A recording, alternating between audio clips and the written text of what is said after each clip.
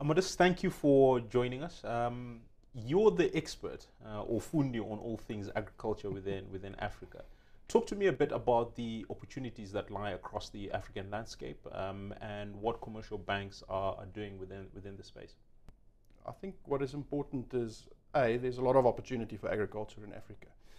The reason for that is because Africa is one of the countries with the least developed arable land, and obviously from that perspective there's huge production capacity available, should we at some point have an enabling environment, and I think that's quite important. So from an enabling environment, ultimately, you need to have a certain sort of basics ticked. You need a market structure that supports the agricultural industry, and that's quite important. I think we've seen in certain jurisdictions there's prohibition on exports of product that I think ultimately just, where there's surplus crop, what do you do with that crop? If you don't have storage facilities available in order to store the crop for a period of time, then that's going to, just go to waste. And those are sort of key issues that I think we need to first resolve before we can really move forward from, and really unlock the value of the agricultural industry.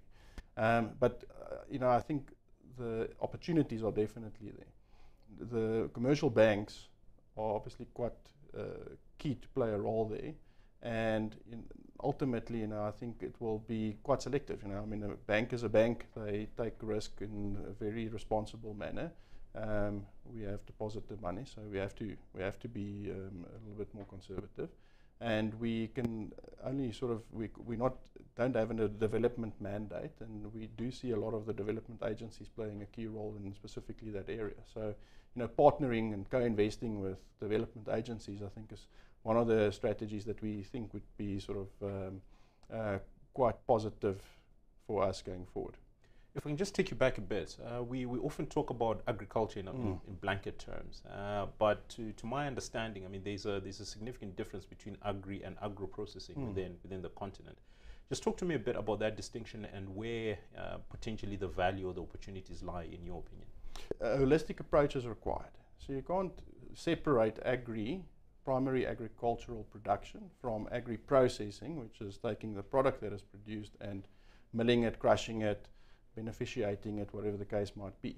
So, you have to look at it together, and you have to say, well, okay, if there's an investment opportunity or if there's a funding opportunity, do you have the throughput? From that perspective, I think you have to look at the supply chain, and you have to position your solutions across the supply chain.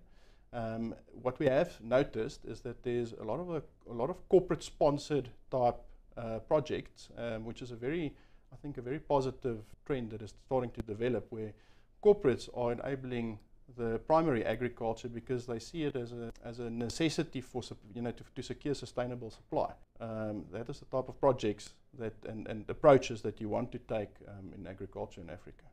And in East Africa, there's always a lot of talk around the coffee and the tea industry there, and it's absolutely fascinating. But let's zoom in on South Africa, particularly the sugar industry.